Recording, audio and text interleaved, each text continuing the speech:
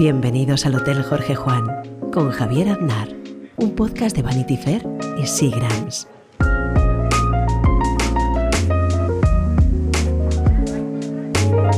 Hoy tenemos de invitada en el hotel a Beatriz Serrano. ¿Cómo estás, Beatriz? Muy bien, Javier. ¿Y tú?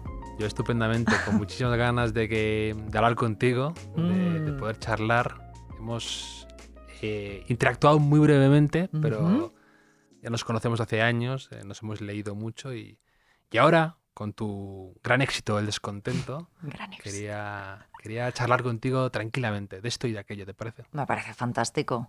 También además, estás con la nueva temporada de vuestro podcast de éxito, Arsénico Caviar, con Guillermo Alonso también escritor. Sí. He leído tu libro hace poco y me ha gustado muchísimo. Muchas gracias. Me lo he pasado muy bien con Marisa. Y hay un tema del que te quería hablar y preguntar, que hablas ahí de el juego de las oficinas. El juego de las oficinas, sí. El juego performativo de las oficinas, ¿no? Esto me alucina. Esta frase en realidad, mira, voy a ser honesta, esta frase se la robé a mi novio, pero mi novio se la había robado a su ex. Esta es la primera vez que digo esto, porque me dice, ¿alguna vez me vas a tener que dar crédito por lo del juego de las oficinas? Digo, mira, quien roba a un ladrón tiene 100 años de perdón. Pero él y yo como que teníamos esta broma de, bueno, aquí jugando a las oficinitas, ¿no? Estamos jugando a las oficinas, que es como jugar a las casitas, pero de los mayores, ¿no? Es exactamente eso, se me hace muy bien definido. Y además es que ves a muchísima gente que, claro, tú lo ves desde fuera, te alejas un poco y te das cuenta de lo absurdo que es, ¿no? De la gente como corriendo de un lado para otro con papeles, muy agobiada. No sé, me hacía como muchísima gracia. Luego, además, bueno, esto lo he contado en alguna entrevista, pero a mí como una teoría que me gustó mucho, la descubrí por el ensayo de Gia Tolentino, el de Falso Espejo, que ella hablaba de una teoría sociológica de los años 60, 50-60 en Estados Unidos, de un sociólogo que se llama Erving Goffman. No sé si conoces esto. El libro de Tolentino, sí, el de los tres... ¿Falso espejo? El de Falso Espejo. Los tres espejos, no sé cómo se llama. Falso espejo, sí. Que en España editó Temas de Hoy. Sí. Por cierto, haciendo publicidad a mi editorial. Pero aquí hablaba de esta teoría que a mí me resultó súper interesante, que este sociólogo comparaba nuestra forma de actuar con el teatro, ¿no? Entonces decía que todos éramos como actores, que nos poníamos nuestra máscara teatral y que actuábamos más o menos en función de con quién estuviésemos delante, ¿no? Pues, por ejemplo, cuando tú estás con tu pareja, no te comportas exactamente igual que cuando estás con tus suegros, ¿no? O cuando estás con tus amigos, no te comportas igual que cuando estás con tus padres. Y aquí estamos hablando de círculos íntimos. Pues conforme te vas alejando más y más de esos círculos, cada vez estás actuando más, hay mayor actuación. Entonces, este señor decía una cosa que a mí me pareció preciosa, que decía que solo cuando estamos en la intimidad de nuestras casas es cuando nos quitamos esa máscara y es comparable a cuando el actor está entre bambalinas. Esto me pareció como precioso, me inspiró mucho para el libro. Y claro, y una de las cosas que sí que pensaba era como de, bueno, ¿y ahora dónde quedan estas bambalinas? Si estamos, o sea, con el teletrabajo, podemos teletrabajar desde cualquier lado, ya en la intimidad de tu casa tienes la máscara puesta, ¿no? Estás actuando también, o con las redes sociales, ¿no? Que estás en tu propia casa y dices, aquí leyéndome este libro de... Mira, o sea, igual le estás viendo Seinfeld y no pasa nada, ¿no? Entonces, no sé, como que todo esto me inspiró mucho, toda esta parte de la actuación, la performance, el juego de las oficinitas. Sí, de hecho, lo de la máscara, me venía a la cabeza ahora, según estabas hablando, hay un extracto, una escena en la película La Máscara de Jim Carrey, ¿Sí? en la que hablan exactamente, hablan con un psicólogo, y el psicólogo explica esta teoría tal cual lo has definido tú. Cada uno es prisionero de sus referencias, ¿no? Tú de Gia Tolentino... O sea, me flipa que esto saliese en La Máscara, no lo sabía. Sí. Es que si miras los créditos de La Máscara, el guión es de Gia Tolentino. Sí, no. Entonces, claro, tiene mucho sentido.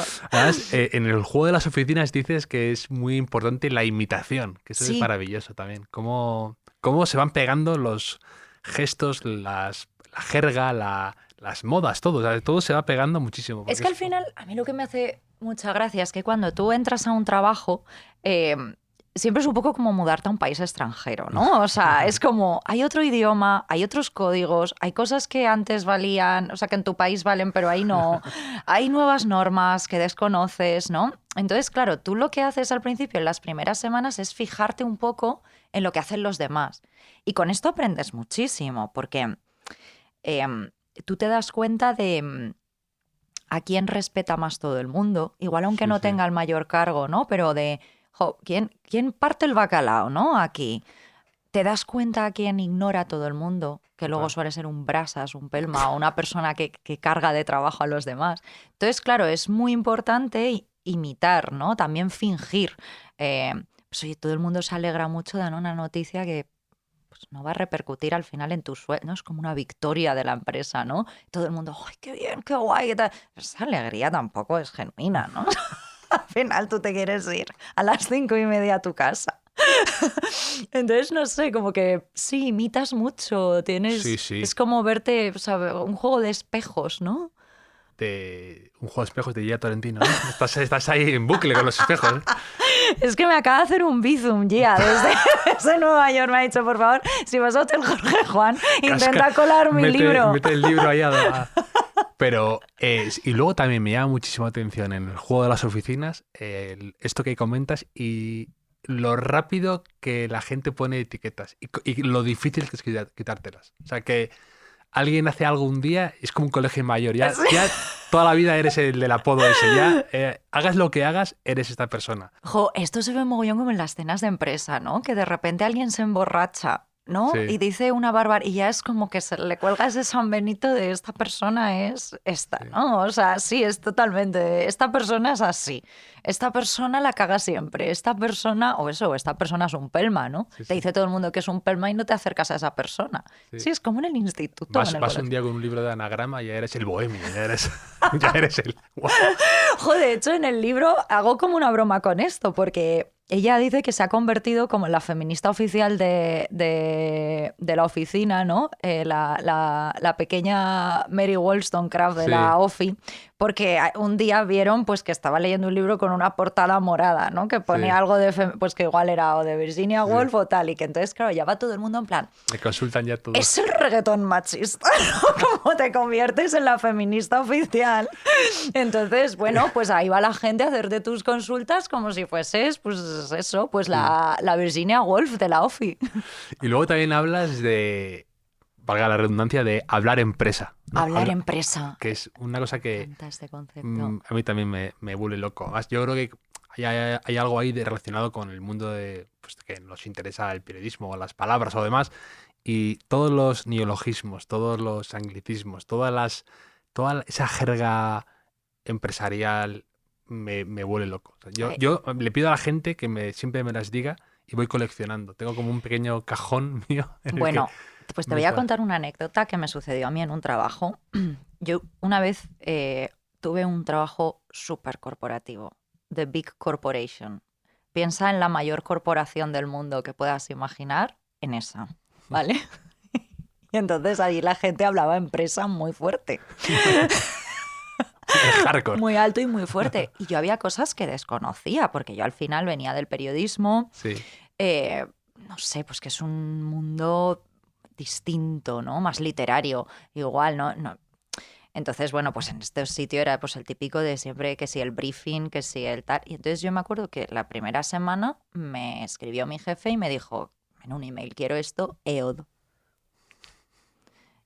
Y yo... En plan, es que no sé si se le ha cortado el email. Claro, lo primero que haces es poner en Google EOD, ¿no? Que es End of Day. Y es como de, ¿no es más rápido poner quiero esto esta tarde? Sí. ¿No? O sea, como que hay veces que pues estás jugando a las oficinas, ¿no? O sea, estás diciendo todo eso para que todo parezca más elevado y más complejo de lo que en realidad es. Totalmente. Yo no soy un crítico con los anglicismos, que también la gente se pone muy nerviosa, ¿no? Y hay veces que en una empresa, una multinacional, lo que sea, pues yo qué sé, es más difícil empezar a traducir las palabras concretas que vienen de arriba, de lo que sea. bueno, y que poco a poco vamos en un mundo más globalizado y España va sabiendo más inglés, que éramos un poco cerrados antes, y bueno, pero es lo que dices tú, hay un momento en el que se bordea lo ridículo. A mí el FYI para chutar para tu información, ¿no? Ay, Es por como, favor. todo eso es como, son oficialismos ahí. FYI, I hate you. Yo recuerdo que una vez que pasé muchísima vergüenza fue cuando en ese mismo trabajo llamaron a mi jefe y le estaba llamando a una persona que no era para nada del mundo corporativo. O sea, le estaba llamando a una persona de fuera. Y le dijo, es que ahora no puedo atenderte porque tengo una call, estoy entrando a una call, pronunciado como las calls de Bruselas, obviamente. Estoy entrando en una call y me pillas, ¿cómo dijo? Bueno, es que utilizo como 2 palabras en inglés que digo, o sea, eres Elsa Pataki cuando se fue a Los Ángeles y fingía que se le había olvidado el español. Como la de Pantomima Full, ¿no? Lo de, ¿cómo se dice esto? De Scarf, claro, Scarf, ¿no? Es que he estado viviendo una semana en Londres y se me ha olvidado mi idioma materno. Sí. No, pero hablar empresa es... a mí hay cosas que ya se me han quedado de esa época, de, yo qué sé... Esto está en patinete, ¿no? ¿Cómo? ¿Pero de qué época? ¿En qué empresa? Lo decía siempre. Algún jefe decía, esto está en patinete, para decir que el informe estaba un poco verde, no sé qué. Y entonces, esto está en patinete, se me ha quedado ahí en algún pliegue cerebral y no logro... hay que bajarlo a tierra, ¿no? Mira, y hay una frase que me da escalofríos. Tenía un jefe que repetía mucho la de... no estamos operando a corazón abierto, como para decir a la gente que se relajase. Pero es como de, si tienes que repetir 3 veces por semana no estamos operando a corazón abierto, es que tienes a gente comida por la ansiedad en esta oficina, ¿sabes? No lo podía soportar. O sea, yo cada vez que alguien dice eso digo, tienes que salir de este lugar toxiquísimo, por favor. Sí, eso, lo de el seguimos, todo. El seguimos es duro. El seguimos me da muchísima grima. Mira, es que me da escalofríos. Sí, es como casi eslogan político. Gracias seguimos. Y seguimos. Sí, que eres Barack Obama. ¿Qué es esto? Es muy duro hablar empresa. Luego también tiene el libro momentos geniales como cuando hablas de team building y dices, lo defines como un secuestro pactado a plazos. ¿Por qué pasa? Porque te van dando pistas poco a poco. Te van dando información, ¿no? O sea, poco a poco. Entonces, y tú la vas aceptando, ¿no? Entonces al final estás pactando tu propio secuestro durante un fin de semana o durante 3 días, ¿no? Que de repente, además siempre en estos team buildings les hace mucha ilusión el factor sorpresa, ¿no? Claro. Entonces no te dicen, pero te dicen, ponte bañador. O sea, trae bañador, ¿no? Y entonces dices, por favor, es que no sé si esto va a ser un spa, que la experiencia puede ser genial, o si me vas a tirar por unos rápidos, que es algo que no quiero hacer, ¿sabes? O sea... Es como ese... A mí que me gusta Friends de manera no irónica también, como... que dice, hay un momento en el que viene el amigo Gandalf, que es con el que no sabes qué puede esperar nunca, y dice, porque la última vez me desperté en un carguero yendo a no sé dónde, dice, ha llamado Gandalf, vamos a salir con él, ya tengo el pasaporte, el antídoto para serpientes y el no sé qué. Claro, es igual, ¿no? Te tienes que llevar eso, ¿no? Necesitas todo tipo de cosas para... Zapatillas de deporte, sombrero, crema solar y una navaja, ¿no? Porque te van a hacer una de esas pruebas de supervivencia en el campo, o sea... Sí, el escape room mezclado con el paintball, mezclado con una charla motivacional. ¿Sabes qué escribí para El País un artículo que iba sobre sitios que estaban abriendo en Madrid para destrozar cosas? Eso, yo me acuerdo de pequeño de leerlo en Japón, que eso era Viene de Japón, efectivamente. Sí. Cuando estuve escribiendo el artículo vi que venía de Japón, que claro, una sociedad que está fenomenal de la cabeza. Hacia allá vamos. Venga, o sea, ¿cuál es el país con mayor índice de suicidios? Porque no pensamos que están haciendo ellos para atraerlo. Entonces, claro... Pues sí, pues venía de ahí, entonces, bueno, pues estuve investigando, había como algún sitio en España y claro, me llama la atención porque digo, ¿pero de dónde sacan las cosas, no? O sea, claro, tú tienes una habitación para destrozar cosas, pero ¿dónde consigues todas esas cosas? O sea, ¿cuánto vale tu negocio? Es que, o sea, esto es una buena inversión. Al final, en la cuenta de bienes y ganancias, como... Claro, o sea, enséñame, por favor. Bueno, y entonces dije, oye, ¿pero quién va a este sitio? Digo, ¿qué van? Como... yo súper ilusa, ¿no? Gente un viernes noche o tal. Y me dijeron, empresas, fundamentalmente empresas.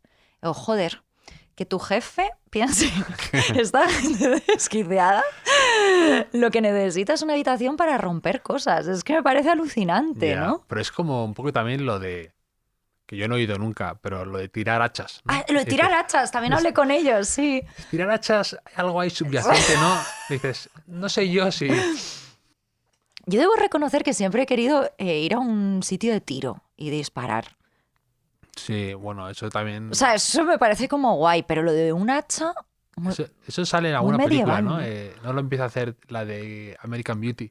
Annette Sí, Bening, quizá, sí, que se va a tirar... sí.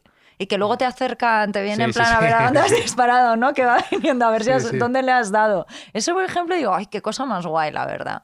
Sí. Pero lo de tirar hachas, bueno, pues la gente se entretiene como puede, ¿no? No, lo de tirar hachas lo voy viendo más, Pero más que han abierto habitual. muchísimos. Sí. Podemos hablar que es el nuevo yogur líquido, o sea, el nuevo El nuevo Yao de- Yao ese. Es el nuevo tirar hachas, es el nuevo yogur helado, ¿no? El nuevo- Era el yogur helado. Sí, el yogur helado, que de repente favor, hubo una especie de explosión O sea, del yogur helado que la gente dice, vete a ser como un poco secta, ¿no? sí, yo decía, pero ¿os gusta tanto el yogur? No sé, Sí. o sea, nunca me lo había planteado. Sí, Que a la sí. gente le gustase tantísimo. Sí, son las nuevas sectas, el yogur helado, el tiro de hacha y Taylor Swift, ¿no? Y Que Taylor saca- Swift, por saca Dios. disco ahora, saca Esa disco sí que es ¿cuándo? Esta semana sí, ya. sí, el Club de los Poetas Torturados, ¿no? The Torture Poets Department. ¿Tú eres Sí. muy Taylor Swift o no? Mira, yo he pasado mi etapa Taylor, pero es que ahora me aburre, me ha Ya. aburrido. Sé cómo nos cargamos todo, ¿eh? No- Nos cargamos todo, pero es esa sobreexposición y sobre todo me sucede con ella que me la ha dejado de creer.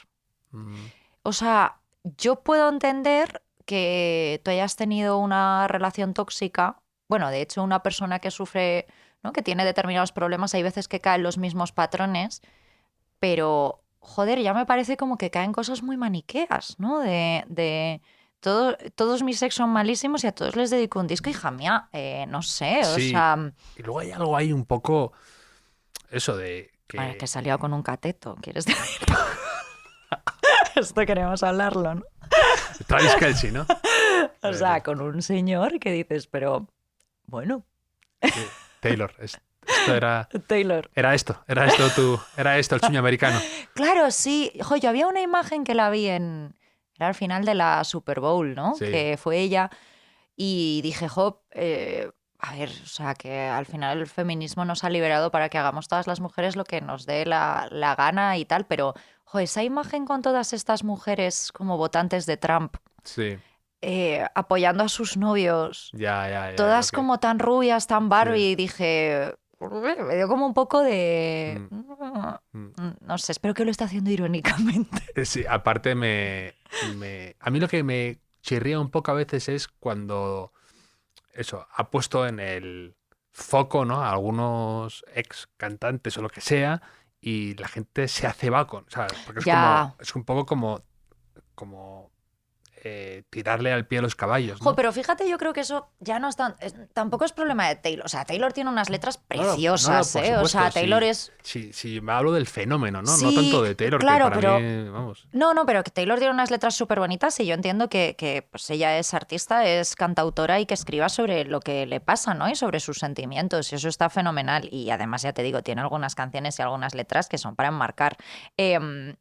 Yo ahí sí que la defiendo un poco porque, bueno, no sé, ella es muy mezquina y es muy lista, ¿no? Con todas estas cosas, con los Swifties y tal, como para hacer eso. Pero, ojo, luego al final es que también el mundo en el que vivimos... O sea, bueno, uno, que no eliges a tus fans, ¿no? Y luego otro, que el mundo en el que vivimos es que van a atacar a otra persona en redes. O sea, Sí, a ¿no? lincharla. Como a Y luego- lincharla, claro. Y si lo dejas entrever o no lo dices abiertamente, no sé, o sea, me parece que, no sé, son estas cosas que es lo que decías tú de nos cargamos todo un poco, ¿no? Nos cargamos todo, sí, por la sobreexposición. O sea, Taylor Swift y Barbie son los dos temas que más me aburren ahora mismo, Ya, la verdad.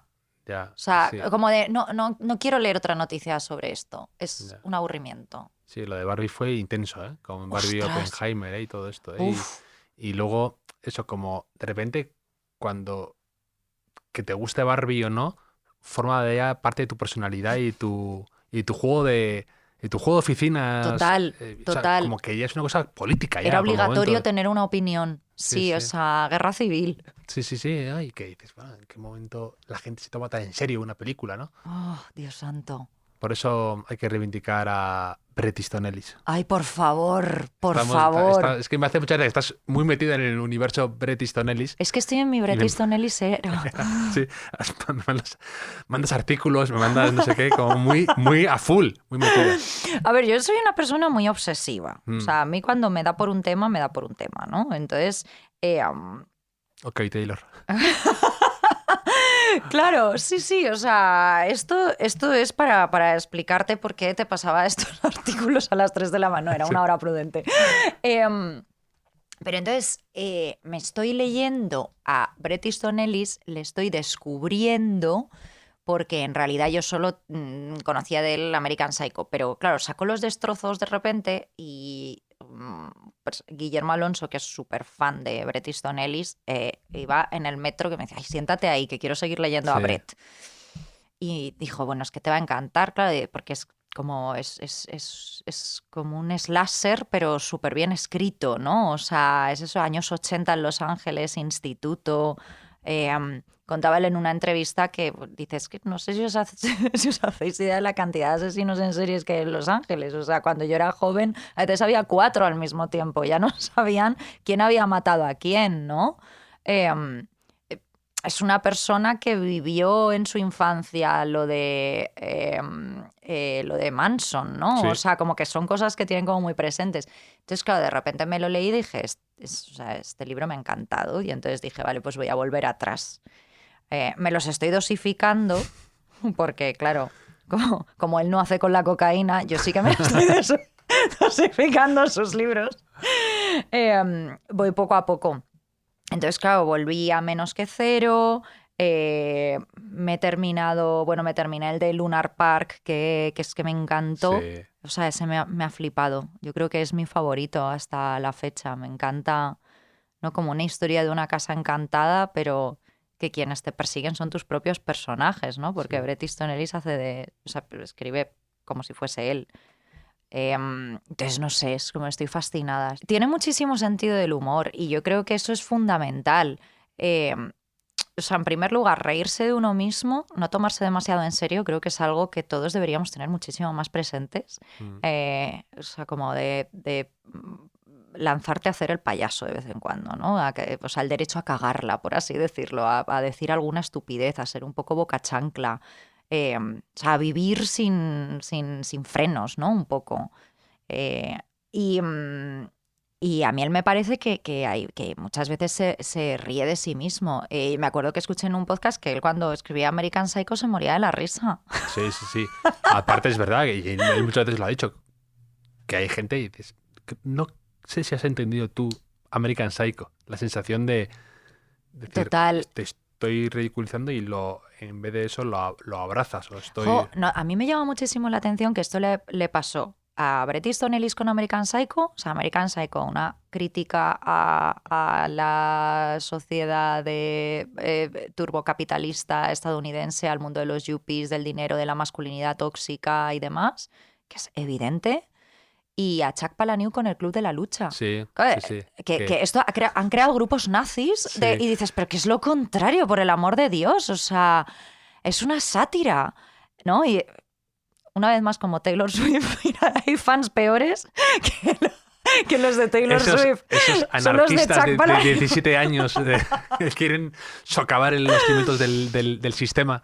Claro. Desde la violencia, ¿no? Sí. Sí. Me llama la atención además que sean 2 autores, los 2 homosexuales, criticando muy abiertamente una masculinidad, un mundo, ¿no? O sea, Bret Easton Ellis dijo una frase preciosa que decía que para él American Psycho en realidad iba sobre él, porque la escribió como en el 88, 89, se publicó después a principios de los 90, y que para él es Patrick Bateman, porque él se sentía una persona intentando encajar en un mundo que detestaba, ¿no? Jugando a las oficinas un poco. Jugando un poco a las Con oficinas. la escena esa de la película, pero también todo el día, en el libro lo ves muy presente, tengo ahí, que es todo el día con las marcas todo el día buscando encajar, todo el mundo... Las tarjetas de visita. Claro, lo del estatus. Claro. Porque es jugar a las oficinas. Porque es jugar a las oficinas, claro. Y él estaba en ese proceso de... Bueno, pues he conseguido un exitazo con mi primer libro, con el segundo regular, estoy viviendo en Nueva York, estoy intentando que me acepte toda esta crítica, sobre todo la crítica más tradicional, que es como no van a aceptarte. Lo siento, Brett. Sí. Y está fenomenal que no lo hicieran, porque así pudiste hacer cosas muy guays, ¿no? Como American Psycho, por ejemplo. Y claro, y él dándose cuenta de este mundo es horrible. O sea, este mundo es horrible, estoy intentando entrar y me da asco. Sí. Un poco, y te lo enlazo con esto, ¿no? Hablando de... Que es que me gusta mucho la elección del título, el descontento. Me parece muy bien escogida, porque es un sentimiento muy preciso el del descontento, porque no es hartazgo, no es asco, no es el descontento, ¿no? Es la sensación esa un poco que se define en el libro, ¿no? Era todo esto, ¿no? Eso es, sí, como cierta decepción, pero falta el motor para intentar hacer algo. O sea, de hecho, la idea de escoger este título fue exactamente esta, ¿no? Es como de, si es que no es la rabia, no es... O sea, la rabia al final sí que te hace salir a quemar contenedores, ¿no? De alguna forma, o dejar el trabajo, cagarte en tu jefe, tal, pero el descontento al final es como, bueno, otro día más, ¿no? O sea, llego a casa, estoy demasiado cansada para intentar algo. No estamos operando a corazón abierto. Claro, no estamos operando a corazón abierto. Mañana volverá a sonar el despertador y estoy metida en esto. Y además a mí el descontento es que me parecía un título como un poco setentero, ¿no? Me gustaba. Sí, o sea, me parece una palabra muy... Aparte, eso es un libro que me... ¿Sabes qué me ocurre con libros que me gustan? Y con autores que me interesan, que de repente lo estoy leyendo y entro en te cambia un poco la forma de ver y de detectar las cosas, porque como cuando sales del cine de ver una película que te gusta y dices, tu percepción de repente ha sido como adulterada, ¿no? Sí, ay, qué guay. Pero con el libro Muchas pasa gracias. un poco que de repente empiezas a tropezarte con cosas que te recuerdan al libro, ¿no? Y de hecho estoy leyendo a Jim Salter y de repente me encuentro hablando del descontento. El otro día estoy leyendo una cosa de un libro de años 80 y dicen, los investigadores dicen que Shakespeare era católico, pero que en su obra no hay mucha alusión al tema en sí. Pero sí que habla él del infierno y que él decía que el infierno no estaba en las entrañas del mundo, sino en la superficie, en la casa, en la oficina, en el hombre. Las oficinas. Entonces, claro, estaba leyendo y digo, es que es Shakespeare es Marisa Shakespeare, ¿no? Un poco... Sí, un poco shakespeariana, ¿no? Sí. A ver, yo creo que al final cuando tocas, o sea, porque... o sea, para mí Marisa es una persona en una crisis existencial, ¿no? O sea, sí. Aunque esto suene a clichetazo, ¿no? Que es que ya suena a clichetazo, pero de verdad está, pues eso es lo que tú has dicho tú de... No está bien, pero Marisa. Todo era esto. Marisa no está muy bien. Marisa podría estar mejor. No tiene en fila todos los patitos. No. Marisa igual debería irse a lanzar hachas o a tomar un yogur helado, porque no está muy bien. Cuando al final estás tratando, que yo creo que aunque el libro esté muy, muy perlado, con un humor muy negro, ¿no? O sea, nada más llegar aquí te he dicho, ay, esto es lo de Seinfeld, ¿no? O sea, a mí me gusta mucho ese tipo de humor, bueno, especialmente el de Larry David, el de, ¿sabes? O sea, como de... un humor muy observacional y te das cuenta desde fuera, ¿no? del ridículo que estás viendo, ¿no? Y aunque te esté haciendo daño, al final solo puedes reírte de ello, ¿no? O sea, esto es como lo último que te queda, ¿no? Eso es tu espada contra todo eso. Bueno, ¿has visto la última temporada de Larry David? No he terminado. Pero ¿has visto algún... Es que, sí. Es que hay un capítulo en el que habla del descontento. Por eso sí, te digo, de hecho se titula Disgranted, o sea, como... Y digo, o sea, es que todo... Me hizo muchísima gracia, por eso todo me lleva... Era lo que tenía también en la cabeza el descontento está en todos lados, que Larry David de repente, o sea, en el club donde juegan al golf, cuelgan como si fuera eso Lutero. Eso. Clavan ahí diciendo el descontento, estoy en contra de esto, tal. Sí. Y firma él como un anónimo de alguien que está descontento. Sí, que se llama Descontento, de hecho, sí. O sea, yo me acuerdo que lo estaba viendo y dije, ¡ah! ¡Qué guay! Promoción. ¡Qué ilusión, por favor! Sí, es que me encanta Larry David. Creo que... Eso es sensacional. Es que creo que es de las veces que más me he reído. Es de las personas que más risa me hace y a veces él sin pretenderlo. ¿No te da la sensación? Es lo que tú estabas diciendo, o sea, lo que tú estabas diciendo antes. A mí Curb Your Enthusiasm me ha hecho cambiar mi visión sobre el mundo. O sea, ¿no? Y bueno, yo creo que a todos, ya simplemente con el meme de ti, o sea, que ya te das cuenta de que estás en una situación absurda, o sea, como que yo creo que ha trascendido de la propia serie y la gente como que ya sabe cuando es una situación Larry David, ¿no? Sí. Cuando alguien... Pero a mí, o sea, esa sensación de sentirte fuera de lugar y de saber que tú llevas razón, pero saber que no te puedes salir con la tuya, ¿no? O sea, a mí eso... Es como de Dios santo, o sea, me he sentido muy reflejada en... Y cosas que has pensado toda la vida y él lo clava, dices, qué bien lo expresa. Y cosas a veces súper absurdas. En esta última temporada, ¿te acuerdas cuando está en un hotel y entonces dice, ¿dónde está el baño? Y le dice, le acompaño. Y es como, no hace falta. Sí. O sea, creo que eso nos ha pasado a todos. En plan, señor, no me acompañe. Va a ser el minuto más incómodo de toda mi vida. O sea, no haga esto, ¿no? Y es como una gilipollez. O sea, que aunque sea como en cosas pequeñas, dices... Buf, o sea, esta absurdez en la que vivimos, ¿no? Sí, claro, más eso, me gusta de que de lo pequeño toca temas grandes y eso me parece muy... Y sin dárselas de genio y sin dárselas de tal, pero es brillante, tiene momentos absolutamente desternillantes, con una facilidad pasmosa. Total. Sí. O sea, es una fantasía. Y aquí tenemos la tradición del cuestionario Proust.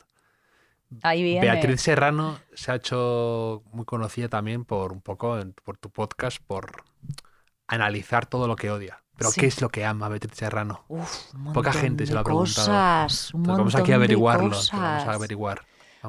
¿Cómo responder a esto sin que parezca la típica bio pocha de Tinder, ¿no? Porque te podría decir, ¿sabes? O sea, yo amo disfrutar. O sea, esto bio pocha de Tinder. No, pero me refiero... Además, disfrutar las series de chocolate, tal vez. Las series, el chocolate, un atardecer junto al mar. No, pero lo que te digo que soy obsesiva, no sé si soy como... No sé, se podría hablar de glotonería en general, cultural, ¿no? Pues eso, me encanta entrar en estas espirales... o sea, me encanta leer y entrar en espirales de este libro, me lleva a este otro libro y esto me lleva hasta otra cosa y con esto y ahora veo este documental y ahora hago esto y estar como hablando sin parar de esos temas, ¿no? que te obsesionan en ese momento. Me encanta comer, o sea, es mi cosa favorita. Estoy diciendo cosas de básica, ¿no? Entonces necesitan un poco de explicación.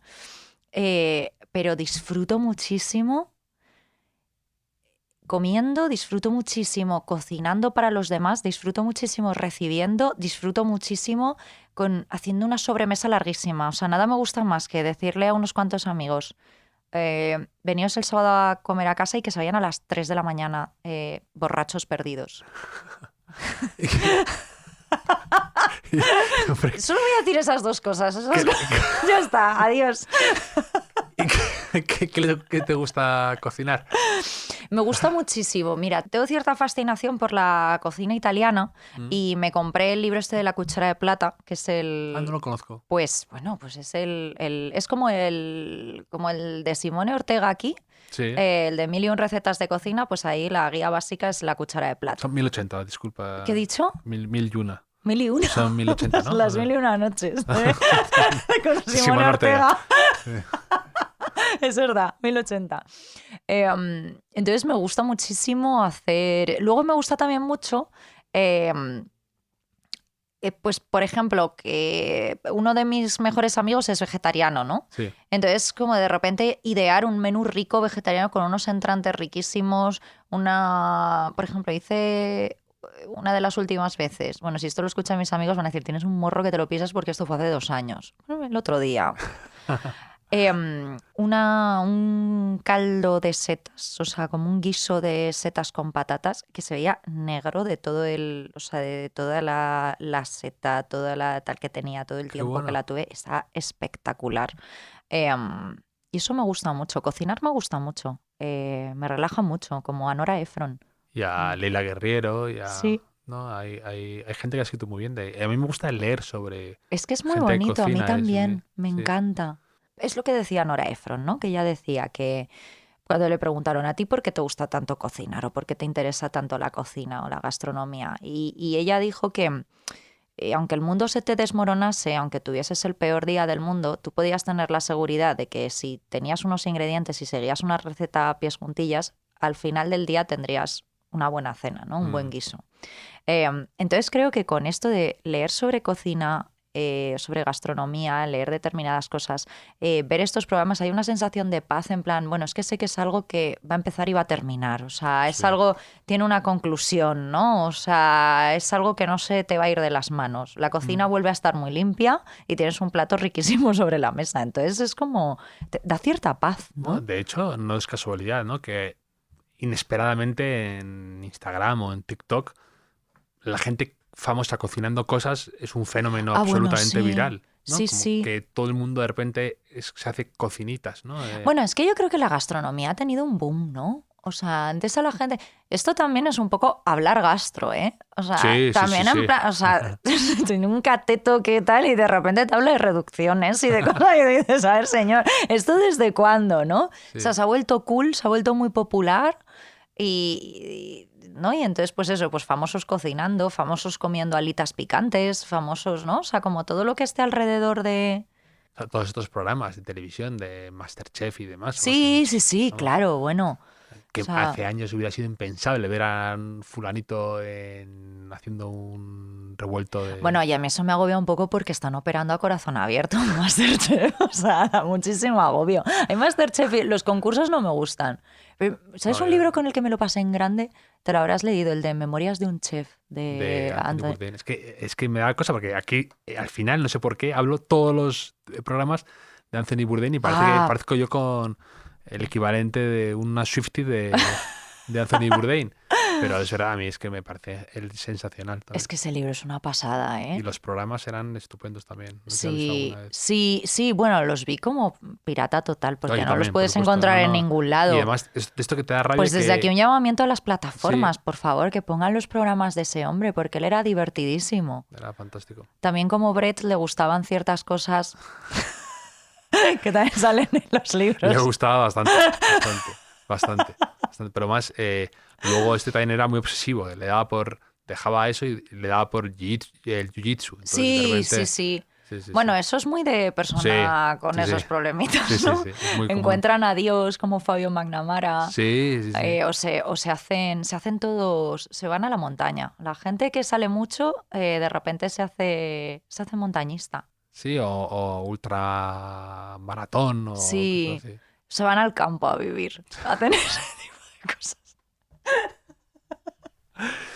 Entonces empezamos con eso, ¿te parece? Venga. ¿Cuál dirías que es tu idea de felicidad perfecta? Y aquí, en una parte del libro, no voy a decir en qué momento, dices, como al final todos queremos que alguien nos quiera, una cama con grandes almohadones, un chisporroteante Seagram's tónica y unos tomates que sepan algo. A lo mejor lo del chisporroteante Sí, igual Seagram's ahí mejor no sé si... Bueno. lo he cambiado un poquito, a lo mejor puede ser. Lo he editado un poco. Sí. Pues eso, es que, a ver, esa frase al final lo que viene a decir es que la felicidad es muy sencilla al final, ¿no? O sea, podría volver a lo que te he dicho, invitar a los amigos a casa y que se vayan borrachos a las 3 de la mañana porque hemos pasado un día estupendo comiendo, hablando, riéndonos, escuchando música. O sea, la idea de felicidad perfecta, yo creo que para mí es eso. No sé, si tuviese que decirte una escena es... no sé, volver de la playa a una casa donde hay amigos y hacer una sobremesa muy larga. Esa es como una idea de felicidad perfecta. Luego... Con Peret y Son Elís. Ojalá. Sí, cocinando en la mesa. Ojalá. Ya sabes, hay que... Ojalá. Guiño, guiño. ¡Qué maravilla! No, sí, sí, o sea, sí, yo creo que sería eso, mi idea de felicidad. ¿Y cuál dirías que es tu mayor miedo? A ver, te voy a decir dos. El primero muy serio, el segundo menos serio. Pero mi mayor miedo es la enfermedad de mis seres queridos. La mía propia también, pero la mía me importaría menos. Pero ver sufrir a la gente que quiero es algo que no quiero volver a pasar por eso. Tendré que pasar en algún momento porque es inevitable y es ley de vida, pero... Y pasaste ya por eso, dices. Sí. Mi madre estuvo enferma, tuvo cáncer de mama, afortunadamente ahora está bien, pasando... Lo que pasa que, fíjate, hablaba con ella, dice, echo de menos, me dijo mi madre una frase que digo, parece esto una novela de Annie Ernaux, pero me dijo, dice, echo de menos la sensación de vivir sin miedo. Dice, ahora cada vez que toca una revisión con tal, dice, ya voy aterrada, ¿no? Antes no tenía ese miedo, ¿no? ¿No? Te duele algo y dices, me duele esto.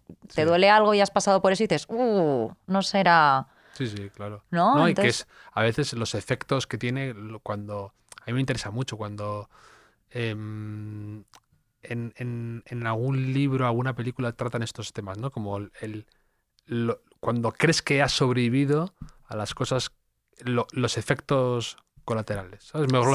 Me encanta, por ejemplo, de la película esta que es absurda de Tom Hanks, bueno, que absurda, ¿no?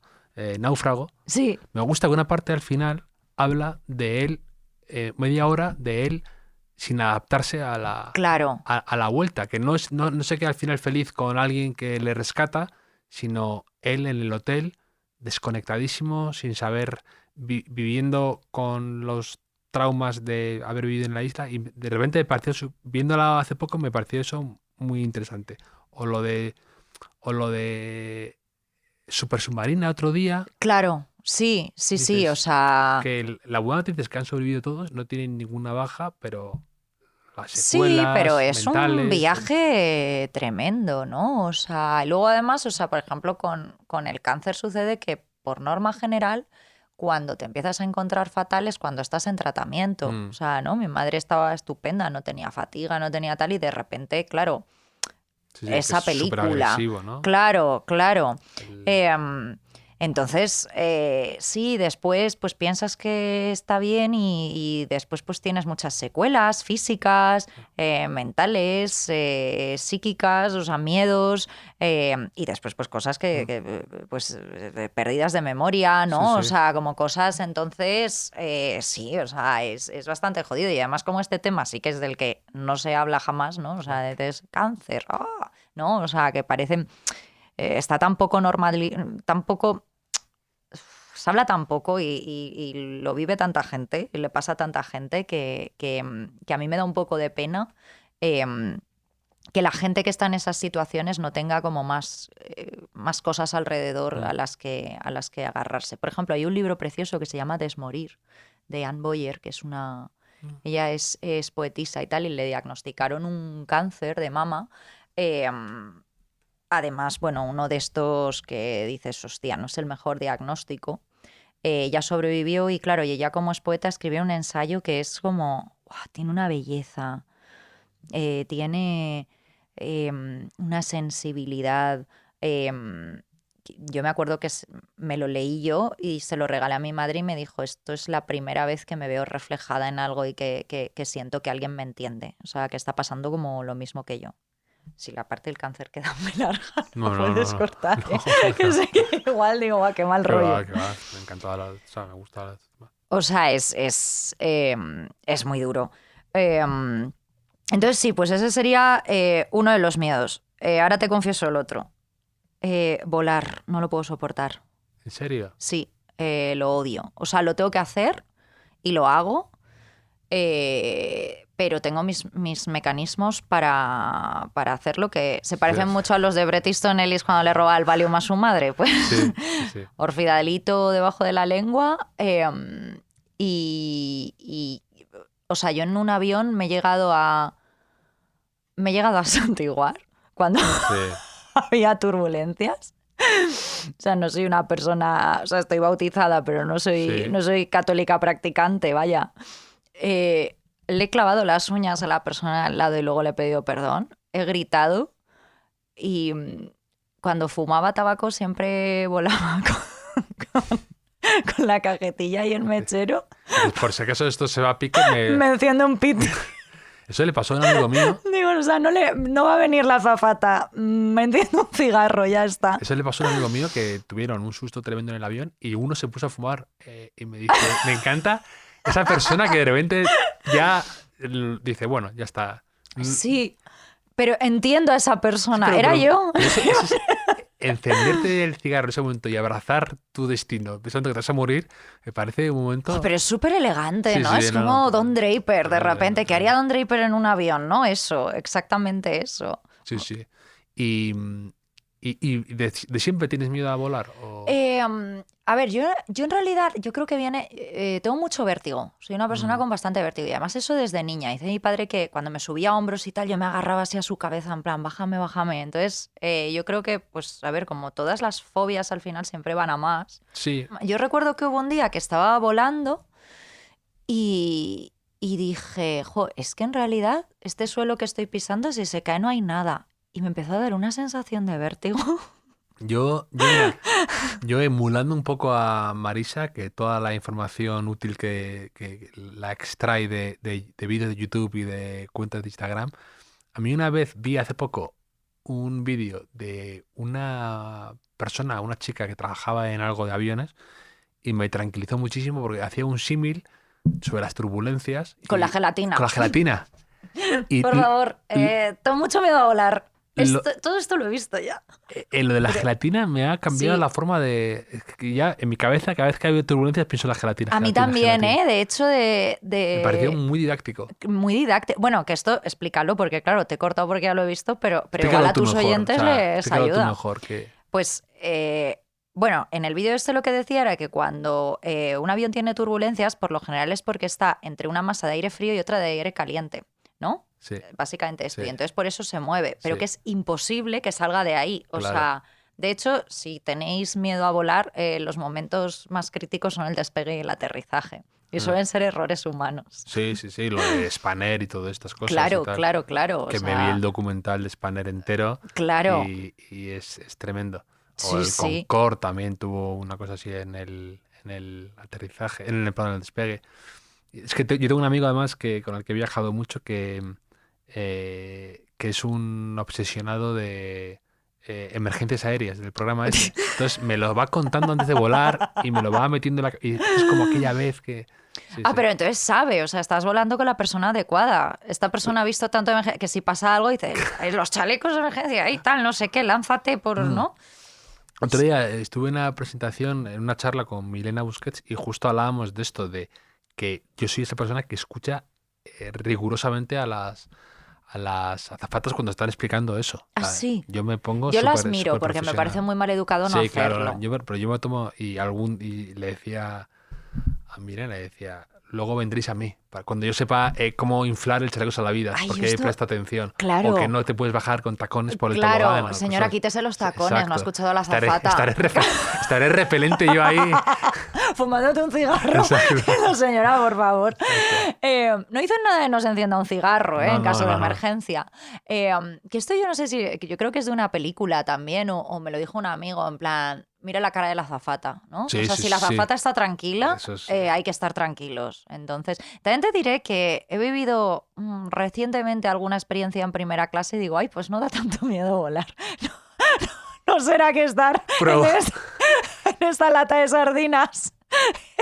O sea, alguna vez que me han invitado a una cosa y yo que denostaba el mundo primera clase de decir Mira, es impensable que alguien pague eso, he probado mínimamente las mieles de esa vida bueno, y no quiero volver atrás.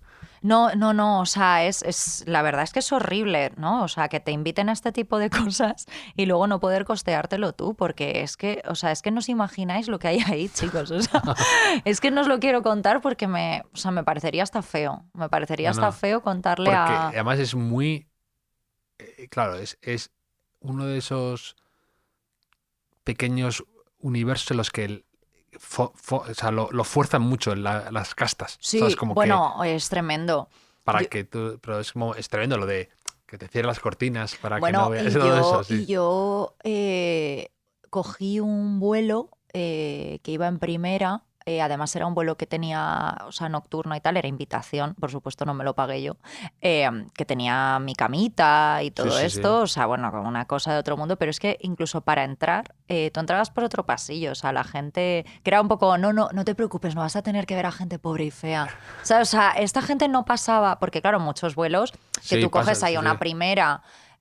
Que normal, ¿no? Del típico vuelo Madrid-Tenerife o Madrid-Barcelona, que son asientos un poco más anchos y tal. Cuando estamos hablando de esta primera de lujo, Sí. no, o sea, la gente que no ha pagado no te puede ni mirar la cara. Esto es súper fuerte. O sea, Y ahí hace que vaya creciendo la Beatriz Serrano más diva, ¿no? claro, en plan, no, perdone, ¿quién es usted? Se dirige a mí, por favor. En mi menú había langosta, que esto ya parecía como de Sí. la broma de que hay ahí. O sea, estamos cenando langosta. En una bandeja de estas como... Sí. Sí, sí. ¿Un rasgo que no te guste de ti misma? Pues mira, yo hace poco hablaba con un amigo que estábamos recordando como algunos pasajes de nuestra infancia, ¿no? Que nos dábamos cuenta de que nos pasaban como cosas muy parecidas. O sea, que pasábamos por situaciones muy similares, tipo, estábamos obsesionados con que se muriesen nuestros padres. No nos gustaba ir de campamento. Yo en mi caso me ponía malísima a vomitar y tal, de no me quiero ir de campamento porque no voy a hacer amigos, porque tal. Em, bueno, como muchas pequeñas escenas que, que este amigo y yo dijimos, hostia, esto es ansiedad, ¿no? O sea, yo soy una persona que tiene muchísima ansiedad y me di cuenta que esto lo he tenido desde niña y que es a veces como bastante incapacitante, ¿no? O sea, te tira para atrás, es como que te ata al suelo en el mal sentido, ¿no? Y entonces es un rasgo que detesto de mí misma, porque como que me da mucha envidia. O sea, de pronto pensé que hay gente que nunca ha vivido con esto. Y digo, "Jo, ¿cómo sería vivir sin ningún tipo de ansiedad, ¿no?" Entonces es algo que no me gusta de mí misma y luego que hablo demasiado. Creo que hablo Bueno, pero no muchísimo. te dan un podcast, un Ondas por no... A mejor conversacional. Pues si no hablaras, ¿no? Sí, pero hay veces que hablo mucho... O sea, Es pues muy en plan Larry David, digo cosas muy incorrectas. O Eres sea, un poco Tourette. Un poquito Tourette. Un poco Tourette. Un poquito Tourette, un poquito boca chancla. Sí, un poquito boca chancla, un poquito Tourette, un poquito... Que creo que está relacionado con lo anterior, ¿eh? O sea, no sé, tú y yo coincidimos hace poco en el evento Vanity Fair, ¿no? Sí. En el evento de los premios literarios de Vanity Fair. Entonces, claro, yo ahí hay un momento que es... O sea, me lo pasé súper bien, conoces a gente súper interesante... Pero hay un momento que es como, Dios santo, cuánta gente, ¿cómo qué van a pensar de mí? ¿Cómo me voy a comportar? Entonces, pues, ¿qué hago? Empiezo a beber vino y empiezo a hablar muchísimo. Entonces hay un momento que es como, igual estas cosas me las debería callar, ¿no? O sea, sí, que es como hacer acción-reacción, comentarios. ¿no? Sí, como hacer comentarios a veces muy incorrectos. Sí, pero vamos, yo No creo sé. que yo tengo muchísimo de eso. Además, lo paso mal porque no sé muy bien a veces cómo actuar, como lo que has definido muy bien, y luego cuando me estoy yendo me arrepiento de por qué dije eso, por qué comenté eso, por qué de repente saqué ese tema. Sí, ¿no? Me juzgo muchísimo. Pero a mí luego es que hay una parte que por eso te digo que creo que es un poco Tourette, porque Y a veces por lo que no he dicho que es peor. Porque es que es eso, yo creo que hay un momento que estoy en esas y digo, quiero saber de verdad cómo es esta persona, ¿no? O sea, un poco Larry David. Y entonces digo, voy a decir una barbaridad, a ver cómo reacciona. Por o eso, lo o lo claro, o sea, como hacer una de esas bromas Sí. como súper incorrectas, o hacer un comentario súper cabrón, o un comentario de loca, o una broma sobre drogas, a ver qué dice la otra persona, ¿no? O sea, Sí. no sé. Y creo que también, o sea, como que hay un momento que, sobre todo en este tipo de eventos, en muchos otros, al final es un poco lo que hablábamos antes, un poco este juego de las oficinas, ¿no? Como que también dices que es verdad y que es mentira, ¿no? O sea, aunque conozcas a gente muy interesante, es como, Mira, me va a salir una referencia a una cosa que hemos dicho que no íbamos a hablar, pero en la película Barbie, cuando ella de repente está bailando, dice, ¿alguna vez pensáis en la muerte? ¿No? O sea, o como David Sedaris cuando en Calypso, cuando llega de repente a un hotel y dice que las conversaciones nunca son reales, y entonces dice he venido a ver a mi sobrinito que tiene cáncer, ¿no? Es mentira, se lo ha inventado, pero para ver una reacción real en la otra persona, ¿no? O sea, como para intentar romper esa formalidad. Vamos ya como a una tercera cita, ¿no? O sea, ¿qué me dirías si me hubieses visto más veces? De hecho, ¿merece la pena llegar a esta tercera cita? Pues eso, te voy a hacer la broma más incorrecta que se te ha ocurrido nunca para ver cómo reaccionas. Y si no, pues me cojo mi copa de vino y me voy a otro grupo. Un rasgo que no soportes en los demás, bueno, tú que creo que vayan a la hemeroteca, a ver, Arsénico Caviar. Hacemos un doble episodio. Sí, tienes ahí para... Pero en los demás, ¿no? Un rasgo que no soporten los demás. Que te cueste soportarlo en los demás. Mira, lo que más me molesta de entrada, además esto me parece que es algo que ves desde el primer momento, es la mala educación, la gente desagradable. No hay motivo para ser desagradable. Me parece además que es una muestra de que tienes una falta de empatía absoluta con el mundo que te rodea, porque pues, ser amable con una persona, dar los buenos días, gracias, sonreír, me parece que es lo básico para que no estemos en esta sociedad clavándonos jabalinas, no sé. Y porque nunca sabes qué está pasando a la otra persona. Por eso te digo lo de la falta de empatía. Sí. Entonces esto es algo que de entrada, o sea, la gente que es desagradable, que es maleducada, no la puedo soportar. No la puedo soportar. Me da muchísima rabia. Y luego, esto no lo puedo soportar porque es gente que no soporto a mi lado, es la gente pelma. La gente... Si me va el café por otro lado. La... Si me va el chigras por otro lado. La gente aburrida. Sobre todo porque creo que yo soy un público muy fácil. A mí me puede interesar cualquier tema. Si me lo cuentas de una forma determinada. O sea, me parece que es gente que no tiene el talento de la narrativa y de saber contar una historia. Pues también es un poco empatía, ¿no? Lo que dices tú. La sensación de decir, lo que me estás contando en ningún caso me puede parecer... Sí, y además no estás leyendo mis señales, ¿no? O sea, eres como un robot mal programado que no estás viendo mi tic nervioso en el ojo y no estás viendo que no me está interesando esta conversación. Entonces, me parece como tan mal educado darle la brasa a alguien. Sí. Hay una cuenta en Instagram de un chico que ha creado un personaje de oficinas, de una chica como con collarín, que parece como sacada de The Office, que es siempre aburrida y siempre es como por favor, la persona que te cuenta, con el tupper, que te cuenta la cosa más soporífera. Dios de mi vida. Que consigue, o sea, que quiere contarte como que su vida es fascinante y esas conversaciones de oficina, de cafetería. Sí, o sea, es que no puedo, es que me acaba, o sea, pienso que la vida es demasiado corta. De Dios santo, estos 20 minutos, o sea, podría estar, ¿no? Sí, nadie me los va a devolver, entonces los he perdido para siempre, se han ido por el vertedero, es horrible esto. Hay un momento también en el que en el descontento Marisa habla de teorías de conspiración. ¿Cuál es tu teoría de conspiración favorita? Lo estaba pensando, digo, va a ser la primera pregunta que le haga a Beatriz Serrano. A ver, espera, mi teoría de la conspiración favorita. O alguna que te haya últimamente cautivado. Porque eso sí que, a mí eso, por ejemplo, todo lo que decías del poder de la narrativa, la gente muy conspiranoica lo tiene. Lo ¿sabe? tiene, es maravillosa, lo saben. Son buenos actores, ¿saben? Lo saben. Además, como saben que tienes que hacer un salto de fe y te quieren llevar a su terreno. Claro. Me encanta ese gesto que hacen como de... A ver, ¿tú crees que... y es ¿tú como crees que Epstein murió? Es un poco la Tierra es plana, ¿no? O sea... Pero, por favor. O sea... Pero te dicen cosas guays, en plan, mira la línea del horizonte. Sí. no tiene ¿Quieres curvatura. Quieres creer. Mira, yo creo que una de las... O sea, de los últimos años, yo creo que la mejor sin duda ha sido el Pizzagate. Esto es una locura, en plan, Hillary Clinton pidiendo una pizza de queso diciendo que estaba pidiendo a un niño. O sea, esto es como, señores, y además como de tengo 0 pruebas. pero o sea, no tengo 0 pruebas, tengo un ticket de Pizza Hut, ¿no? O sea, esto me parece alucinante.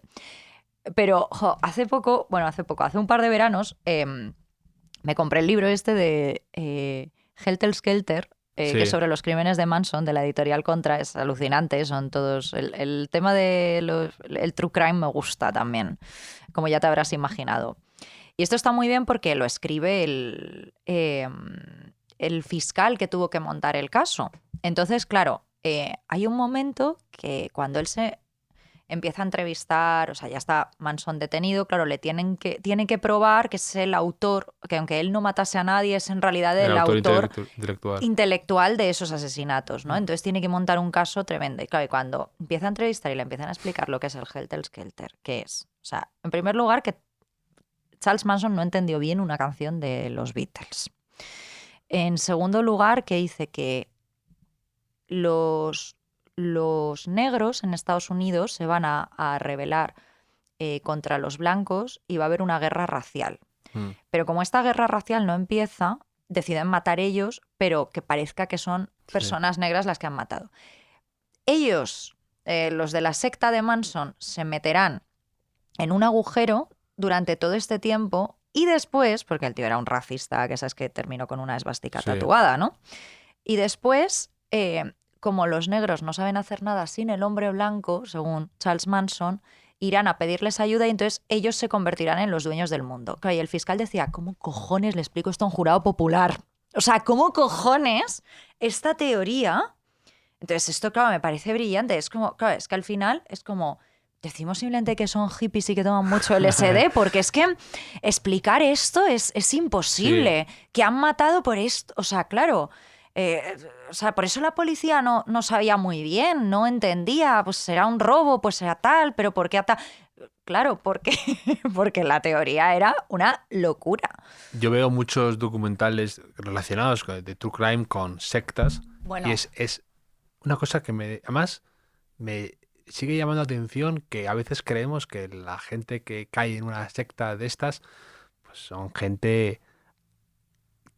carne de eso, ¿no? Y hay mucha gente brillante. Hay gente, uno que vi en Disney de juventud robada, que de un padre que se mete como en un campus y empieza a reclutar chicos amigos de su hija y es un lavado de cerebro bestial en gente formada, en gente en una universidad buena, gente médicos de Harvard y les va convenciendo y entonces es una cosa como que no puedes dejar de ver porque dices, es inescrutable. Cuando ves esas cosas te das cuenta de que solo hace falta un buen líder y gente en un momento delicado, ¿no? O sea, una persona carismática que sea capaz de convencerte de cualquier cosa y personas que están pasando por un momento que pues los de NXIVM estos. Bueno. Yo te iba a comentar, hablando de lo que me has dicho de teorías de la conspiración, si has visto el de HBO, el de Love Has Won, el de la mujer azul. Sí, bueno. Bueno, que estos también tienen un mejunje en la cabeza, creen en Trump. Que va a llegar John Lennon en una nave. Pero lo dicen súper serio. Pero espera, era que decían, no, esto me lo dijo Robin Williams. Robin Williams, que es como para ellos... Que es como, hay una santísima trinidad que es la señora azul, Robin Williams y Trump. Es una cosa... Ese documental es demencial. Secta Internet, porque tiene como todo Internet dentro, ¿no? Esa mujer en la cabeza, o sea, hay energías que te curan, creemos en el Pizzagate, pero esa, nos por gusta ejemplo, Trump. Esa persona también es fascinante porque la veo a ella muy mediocre. O sea, yo que he leído y he visto muchos, hay gente, pero esa persona era pero logra convencer a la gente a un motivo, que si tomen el cloruro ese de... ¿cómo se llama? Lo que se toman de... que les va a convertir, no sé qué, de plata. Sí. Unas cosas muy bestias. A ver, decía auténticas gilipolleces, pero es verdad que la gente de esa secta no era la gente más lista que has conocido en tu vida. No eran los cuchillos más afilados del cajón. Claro. O sea, estos no venían de Harvard, ¿eh? Alguno jugaba con 10. Mira, personas carismáticas, una bomber... Bomber era la persona más inteligente del mundo. Una bomber.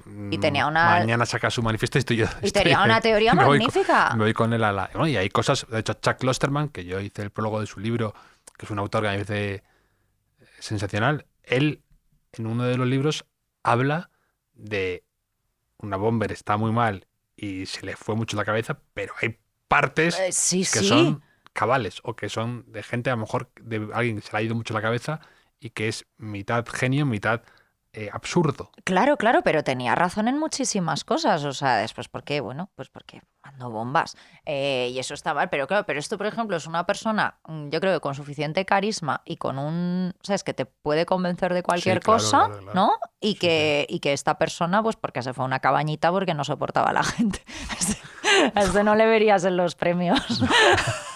Con él sí que podría ser una conversación honesta, el ¿sabes? de Vanity Fair. Sí, yo vi la serie esa que sacaron de Nueva Bomber también. Sí, qué chula. Y le veías con su cabaña en el bosque y dices, estoy envidiando Nueva Bomber. Cottagecore. Sí, estoy envidiando. ¿Y un libro que te haya gustado recientemente? Bueno, has hablado de Bret Easton Ellis. ¡Buah! Hay tantos. Mira, si quieres te cuento el que me estoy leyendo justo ahora, Claro. que es que me está como pareciendo súper guay, que es el de la carta de Joan Anderson, que es la carta que le envió Neil Casady a Jack Kerouac, y es la carta tal cual, tenía como 17.000 palabras, y entonces es un documento, además es una edición muy bonita de anagrama donde te explican todo, y esto fue llamado el santo grial de la generación Beat, porque dicen que cuando Kerouac recibió esa carta, le flipó tanto el lenguaje, la forma en la que contaba las cosas, como era una escritura atropellada, como de metralleta, pero como con mucho talento narrativo. En plan, te voy a contar una historia y te metes dentro, pero al final es como, pues como un viaje dando tumbos por la carretera, que él cogió en el camino y dijo, esto no. O sea, se salió Del camino. Se salió del camino.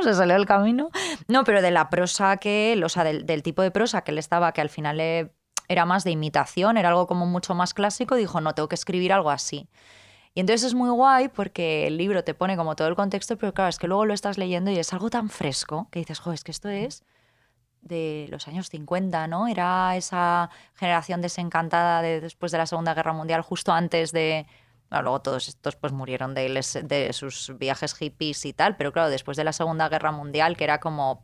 Generación desencantada. Me saca más generación descontenta. Pues eso, y entonces como que es un...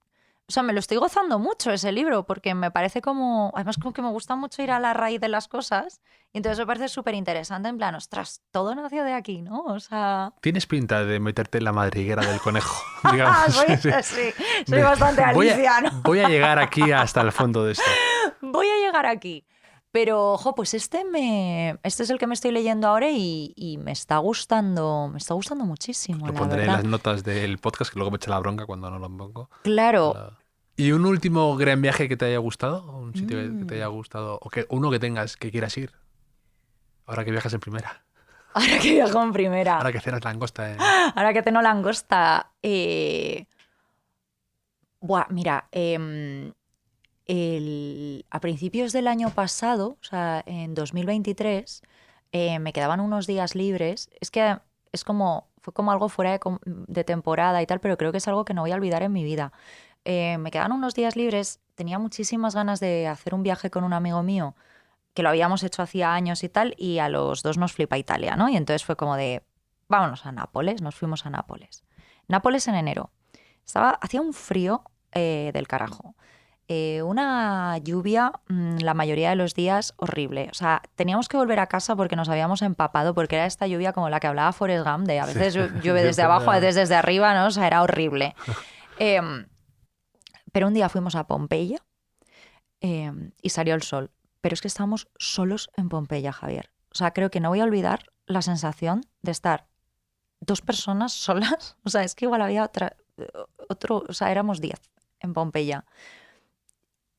Y te juro que, o sea, digo, creo que me está dando un estendalazo. O sea, es que me siento mareada, me siento abrumada.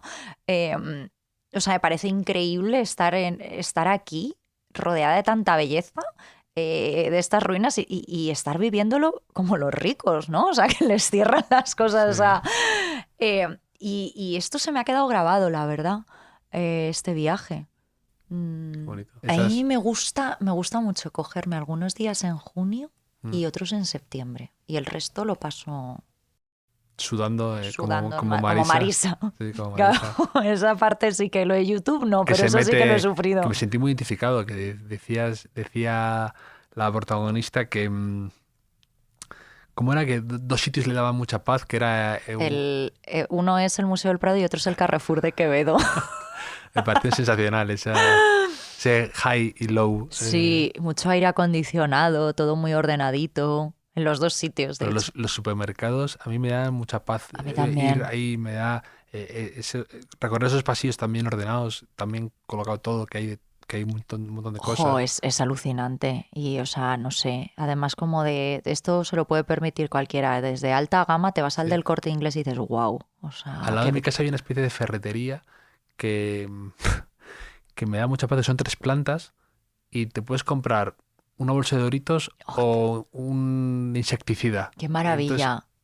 o un cubo de basura o una manguera y me da mucha paz. Jo, yo tengo mucha curiosidad, no he estado. Mira, un viaje que tengo pendiente es Asia, porque Asia prácticamente no conozco nada. Solo he estado en Singapur, no conozco nada.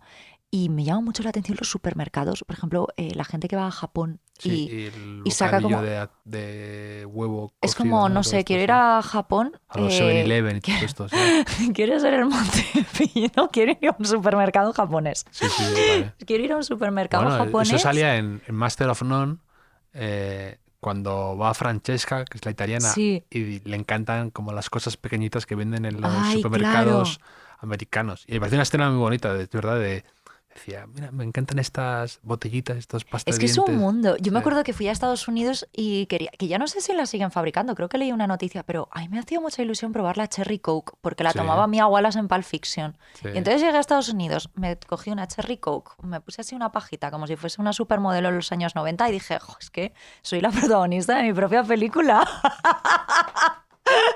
O sea, qué fantasía, ¿sabes? O sea, por haber entrado al supermercado.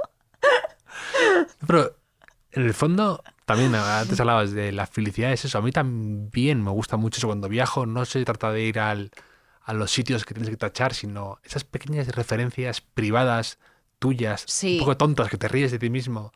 Y me encanta. Y hay veces que no tienes la sensación de que, por ejemplo, viajas y es como de, yo qué sé, pues te has ido a Nueva York o te has ido a Florencia, ¿vale? Y has visto cosas alucinantes que tienes que ver, pero de repente piensas en ese viaje y, por ejemplo, yo pienso en Florencia y pienso en como en una placita que no sabría encontrar, donde me senté como a tomarme una Aperol Spritz, ¿sabes? Sí, sí. Un Seagrams, perdón. ¡Qué bien metido! ¡Qué bien metido! ¿Sabes? Y de repente como que pues eché ahí la tarde y la recuerdo como una tarde, o sea, como que luego de los viajes recuerdo, o sea, te quedas también con ese, Sí.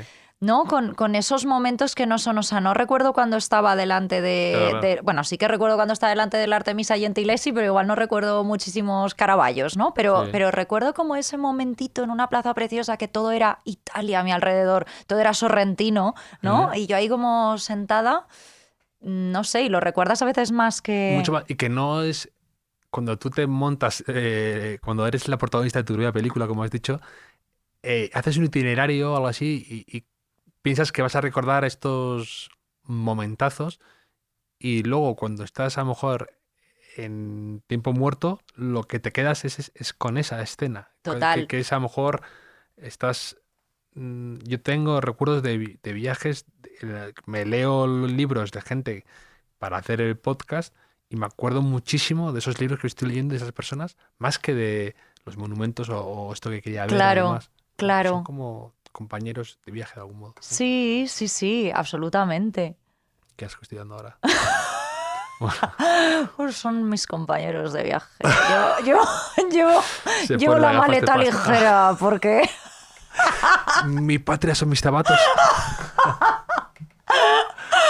Ay, Un- la fina línea entre ¿no? abrirte y caer en un clichetazo, en una Sí. cursilería. Es que, Sí, claro, sí. es complicado. Estamos, los que tenemos un premio Ondas, vamos en una Es muy funambulismo, difícil gestionar. funambulismo. Es una... ¿Un olor favorito que tengas? Un olor. Mi olor favorito del mundo es cómo huele un jardín después de que se haya regado con una manguera. Este olor a mí me recuerda a mi infancia, a casa de mi abuela, que ella siempre... O sea, yo en verano pasaba como muchos veranos con ella, porque igual pues mis padres estaban trabajando. Pero en Valencia, por ahí, No, ¿no? mi abuela, o sea, mi familia es de Madrid. Ah, Entonces pues me mandaban a Madrid en verano, que lo mejor para, lo mejor para una niña. bueno, ¿sabes? En Madrid en agosto, Baden-Baden. dicen. Claro, claro.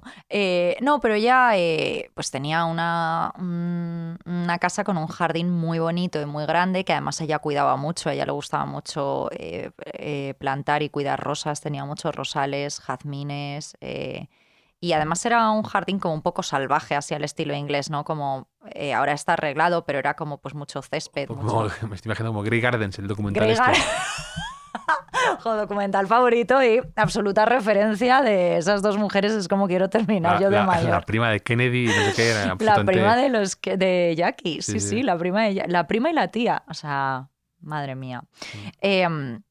Pues eso, mi abuela regaba por la tarde ya cuando caía el sol y tal, y a mí ese olor me encanta. Mm. ¿Y un hotel que te haya encantado? A ver,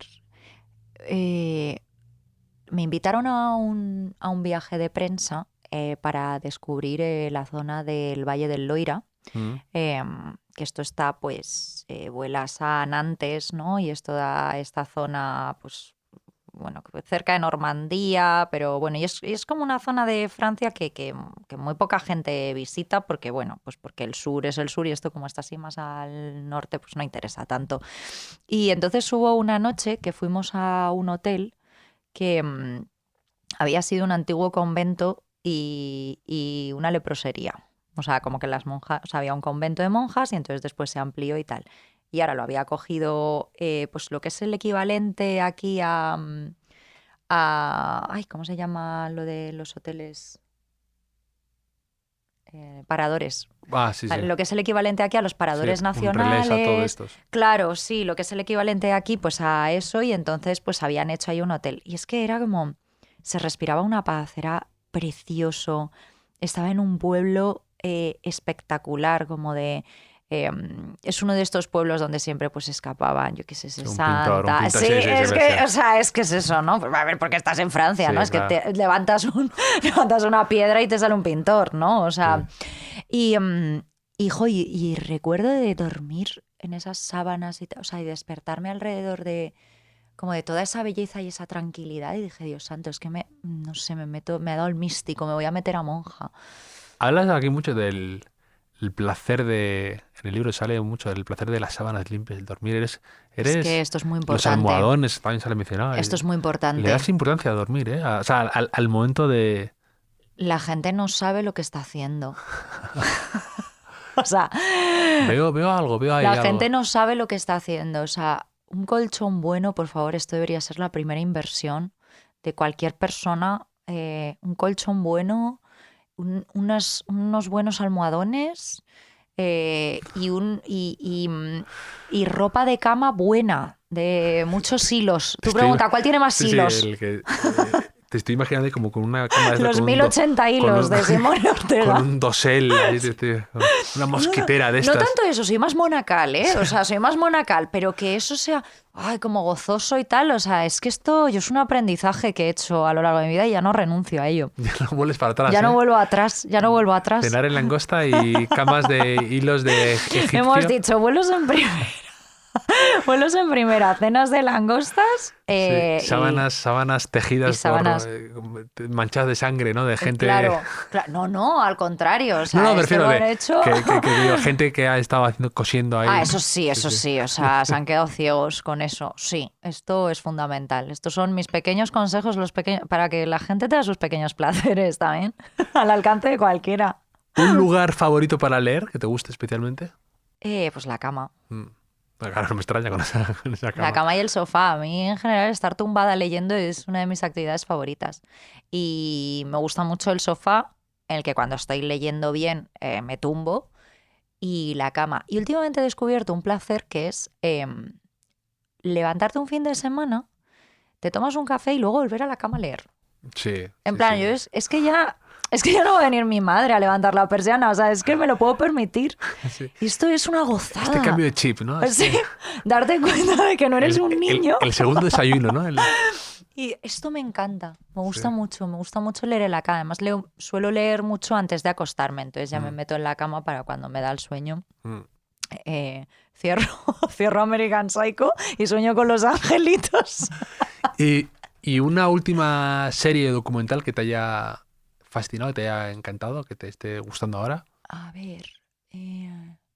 Yo ahora tengo ganas de volver a ver The Jinx, que sale la segunda temporada. No he visto la primera. A ver, yo ahora estoy viendo Ripley, porque Sí. como no. Pero tampoco me está fascinando. Lo que pasa que es una historia que la voy a ver todas las veces, pero es que, o sea, el libro es imbatible. Bueno, sale en el libro, Ripley. Es verdad, claro, hablas es que me fascina Sí. Patricia Highsmith y me fascina el personaje de Ripley. Y por orden, el libro de Patricia Highsmith, después la película de Jude Law. Claro, de Minghella y con estos, con Sí. Philip Seymour Hoffman, Gwyneth Paltrow, Kate Blanchett y Matt Damon. Claro, es que vaya... Bueno, es que esa es espectacular. Y ahora estoy decidiendo dónde pongo a pleno sol y dónde pongo esta. Entonces esto lo estoy viendo, pero tampoco me está fascinando. Estéticamente es muy... Estéticamente es muy alucinante. gustosa. Sí, Y luego tiene alguna cosa muy guay que no ha salido. O sea, que es como... Esto sí que es como algo que están haciendo nuevo y me parece súper interesante, que es demostrar lo difícil que es matar a alguien. O sea, que si a ti ahora se te ocurre matarme aquí mismo, pues de repente la habrás liado en la alfombra, habrás hecho... O sea, Sí, que claro, es muy claro. complicado. Entonces sale como la chapucería, ¿no? Que, o sea, que puedes llegar a hacer cuando si se te ocurre Que no matar hay un a crimen alguien. perfecto, ¿no? Y verdad, a mí eso me gusta, las Sí. meteduras de patas, o sea, Pero se ve todo, claro, como muy caótico, es que claro, es muy caótico. Entonces esta está pareciendo guay, pero espera, déjame pensar un segundito más. claro. A ver, algo que me haya gustado. Bueno, pues mira, últimamente la película que vi que no la había visto fue la de Anatomía de una caída, que está ya en filming, Sí. y me gustó un montón. Me gustó Bueno. muchísimo. Estoy intentando ver más películas, estoy intentando no ver series. He pecado con Ripley porque es Patricia Highsmith, pero es que me quitan muchísimo tiempo. Y estoy intentando tener unas rutinas más mejores, no entrar en maratones. Mejores, sí. ¿Y te gustaba también La Caída? Me gustó Es buena, mucho. es buena, es buena. Además, como que me pareció muy interesante el pensar que si llevases a juicio cualquier relación, todos podríamos llegar a parecer culpables de muchas cosas, ¿no? sí. O sea, si Si analizas... pones la lupa, ¿no? Claro, si pones la lupa, se salvaría muy poca gente, ¿no? Hay una frase que me encantaba de el cardenal Richelieu que decía: dame 10 líneas del diario del hombre más honrado y encontraré 10 motivos para ahorcarlo. Es que sí, claro, es que es eso. O sea, Anatomía de una caída es eso. Es fantástica. A mí me gustó mucho. ¿A ti te gustó? Sí, me gustó mucho más. Me parece una película que trataba muy bien esos temas, también lo de la vida de una escritora y lo que plasmas, cómo se mezcla la ficción con la realidad. Bueno, es que la parte en la que en el juicio le empiezan Claro, a sacar... el fiscal ese que es el calvo, este que es el rapado, que es un cabrón. bicho, es un bicho. Claro, y le empieza a sacar cosas de... Claro, yo con eso, me acuerdo que lo estaba viendo con mi chico, con Manu, y digo, bueno, es que a mí me van a detener, ¿sí? Claro, es que si se pone a hacer esto, por favor, o sea, pero ¿cómo puede sacar esto? Pero que es ficción, yo estaba indignadísima. Sí. Claro, dice, claro, vas a pensar que, no lo decimos para que no dé spoiler, digo, imagínate que ahora en mi oficina pasa algo. Sí, sí. Total. Y que se parezca mucho de la realidad, ¿no? Yo creo que eso es un... Ha pasado con algún caso, ¿eh? Hace poco escuché un podcast sobre eso. Bueno, él pasó al del caso de la escalera. El de que en sus libros de ficción, de crímenes, hay una cosa así y luego le sucede en la realidad. Y Pero vas a ver, o sea, si alguien ahora... independientemente de lo que sea, si es verdad o mentira, Claro. es o torpeza suya o una casualidad tremenda, pero ya te deja... Claro, ya la te duda va a impacta. estar ahí, Sí, sí. la duda va a estar ahí.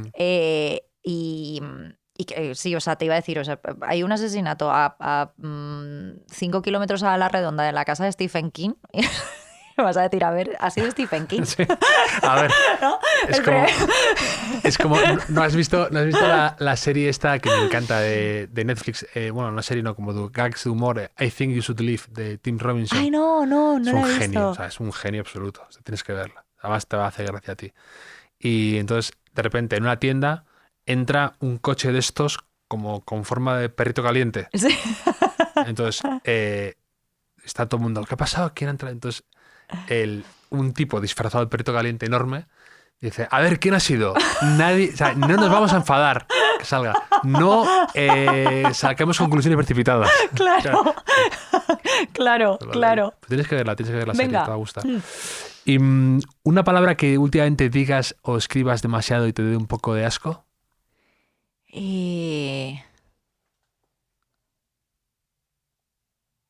No sé decirte. No sé, yo odio esta cosa adolescente que se me ha quedado de muchas veces decir rollo tal o como... Sí. Estaba como cansada, ¿no? Estaba cansada porque sigues hablando como en el instituto, ¿sabes? Y esto intento quitármelo. Con un podcast además sale más a colación o te sientes más cómoda y salen más esas muletillas molestas, ¿no? Pero tú no te has dado cuenta, es que a mí me pasó al escuchar mi propio podcast, decir, Dios santo, qué insoportable, y de darme cuenta de este tipo de repeticiones, ¿sí? de muletillas, y entonces esto cuando me pasa o cuando de pronto tengo que escuchar el episodio, bueno, eso porque nos los pasan para ver Claro. para decir dónde hay que poner los pitidos, o si hemos dicho algo ilegal. Cuando nos los pasan hay veces que digo, "Jo, esto me doy cuenta y me da mucha rabia, la verdad. Sí, es un poco flagelarte a veces Sí. con escucharte de nuevo. Pero hay veces que yo creo que es inevitable y luego que es natural. Que en el Sí. fondo la gente a veces es más difícil de lo que parece.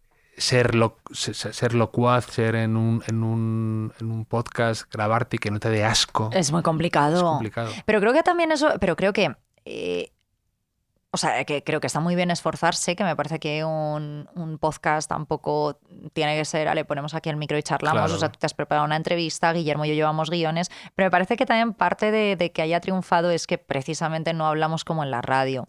Claro. O sea, no se habla como en la radio. Eso creo que la gente también lo agradece. Entonces, quizás eso sí, que da como mucha rabia escuchar estas cosas, pero pensando un poco desde fuera, yo creo que la gente le hace gracia que estés hablando como si les estuvieses hablando a ellos. No, y que ¿no? luego aparte a veces las cosas que te chirrían a ti la gente no las nota tanto porque se premia más la espontaneidad y cierta naturalidad que hablar de una manera más Eso impostada. es. Sí, totalmente. Mm. Totalmente. ¿Y el primer disco que te compraste con tu dinero que quisiste El primer ir? disco que me compré con mi dinero, bueno, era el dinero de la hucha de mis padres. Y te podría decir casi con total seguridad que o bien fue el de las Spice Girls, soy de esa época, o el Baby One More Time de Britney. Aquí también sale Britney Spears. ¿Sale Britney Spears? Ay, no me acuerdo. Sí, sale Britney Spears. Mm. Cuando hablas de ese videoclip de Colegiala, el de... ¿no? El de... Claro, ese era el de Baby One More Sí, Time, ese. claro. O sea, ese fue el primer disco o sea, las primeras cosas que me compré con mi dinero porque... Yo me acuerdo era la primera vez que me hablaron de Britney Spears, que fue yendo a clase de francés a tal, y un amigo mío me habló de Britney Spears y yo me veo a mí mismo imaginándome a la persona que me estaban describiendo. Jo, es que... Sí. Es que fue muy fuerte. Yo te diría que fue el de las Spice, fíjate. Creo que fue el de las Spice Girls. Y claro, y era una cosa que a mí, o sea, yo me acuerdo de ver, pues no sé si sería, claro, en la MTV, ese vídeo, que yo tendría el disco este de las Spice que salió como en el 96. Sí, sí. Claro, yo tenía 6 años, 6, 7 años. Y yo me acuerdo ver eso y decir, papá, llévame al Corte Inglés, que no sé, me tengo que comprar eso. O sea, no sé, eran 5 chicas, cada una con una personalidad, era como 5 muñecas, ¿no?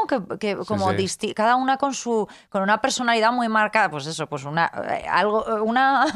señor de marketing fue la persona más inteligente del mundo porque yo era el público objetivo y me llegó perfectamente.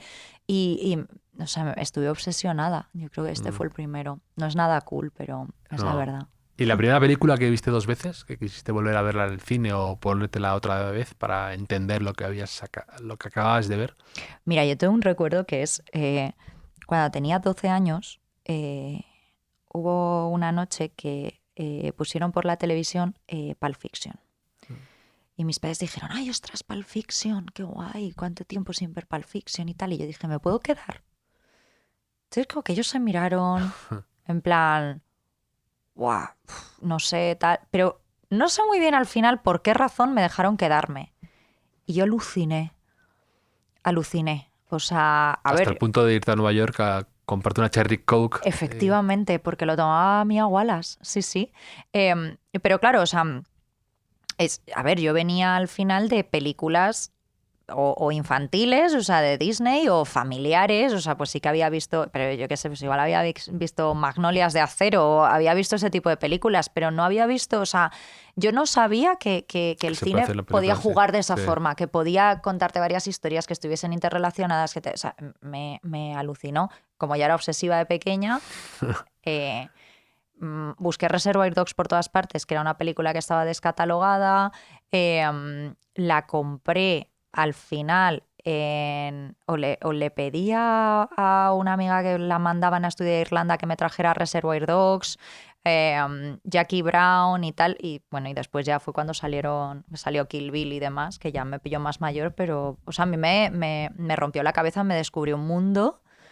Le pedí a mis padres que la comprasen porque quería volver a verla. Claro, tenerla ahí a mano. Y yo la vi 300.000 veces. 300.000 veces, la verdad. Y hablando de padres, ¿a ti te gusta que te lean o te escuchen tus padres? ¿O lo llevas bien o lo llevas mal? Lo llevo muy bien porque los dos tienen como muchísimo sentido del humor. A ver, hay veces que en el podcast sobre todo me da miedo, ¿no? Claro. Yo tenía mucho miedo porque mi padre es muy lector y además es una persona a la que creo que tiene bastante criterio. Y me daba muchísimo miedo que leyese el libro y que no le gustase. No le dejé leer nada antes. Me daba terror. Y bueno, mi padre es una persona que duerme todos los días la siesta. Esto no se lo salta, vamos, ni... O sea, el día de su boda con mi madre llegó despeinado de un lado porque le habían puesto la y había dormido la siesta. Y el día de su segunda boda, mis padres están divorciados, fue hace poco en Tenerife y le dije a mi padre, bueno, vamos a prepararnos. Dice, bueno, yo primero tengo que dormir la siesta, o sea, ese es el nivel.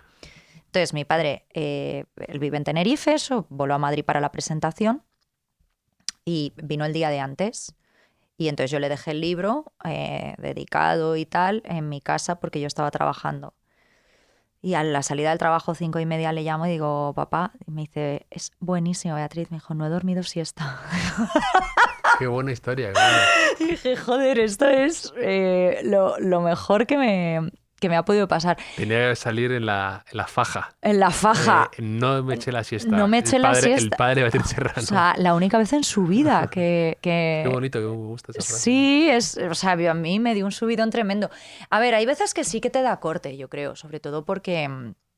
Bueno, Arsénico Caviar es lo que es. En el descontento creo que tampoco me corto un pelo, pero tienes que quitarte ese miedo porque si no, no... Claro.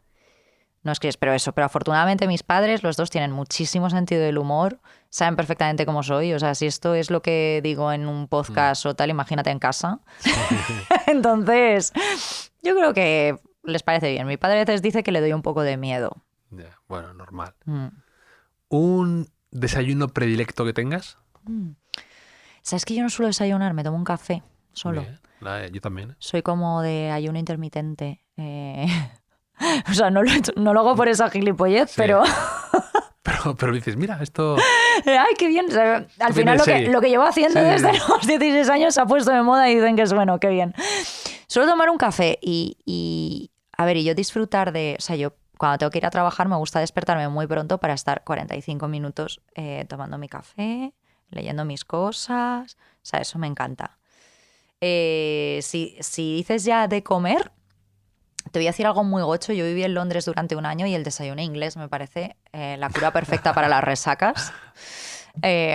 Entonces hay veces que tengo como, no sé, que es como un desayuno inglés, ¿no? Me apetece, o sea, pero esto es como muy repugnante, no lo puedes hacer todos los días. No es instagrameable. No es la cosa menos con esos beans, no, es muy feo, ¿eh? Es ya, muy feo. pero de estas cosas que ahora de repente el feísmo se vuelve... El feísmo mola, claro, y ahora es otro aesthetics, es otra aesthetics, eso es. ¿Cuál dirías que es tu estado de ánimo actual? Contenta. Vaya girito. ¡Qué giro de los acontecimientos! Bueno, esta es una época muy bonita, muy particular y muy repetible, yo creo. Sí. ¿no? Es tu primer libro, un éxito. Ahora se va a ir fuera. Es único, es un momento muy especial y muy... O sea, mira, te diría que estoy en un momento de mi vida que estoy muy contenta con mi vida, con todo lo que tengo. Y además como muy, o sea, como que me siento, o sea, tengo como varias veces que me viene este pensamiento, vamos a rozar aquí la línea de lo cursi otra vez y la línea de lo... Pero como que hay veces que me descubro diciendo, ay, qué afortunada soy, ¿no? Qué suerte tengo. O sea, y ahora que voy a contar, ¿no? Porque No, ¿dónde no queda creas. el cinismo de Marisa? Y esa... No, eso siempre está, porque una cosa es estar contenta y otra cosa es no cabrearte a la mínima. No, pero como que me siento muy bien. Luego, por otro lado, te diría, estoy contenta, pero estoy muy cansada. O sea, al final es como yo tengo un trabajo de lunes a viernes, tengo el podcast y cuando se te junta con la promoción del libro, pues estoy un poco que necesito unas vacaciones, la verdad. Una siesta. Necesito una siesta, sí. Una power nap. Necesito una power nap. ¿Una posesión preciada que guardes con cariño? A ver, una posesión preciada.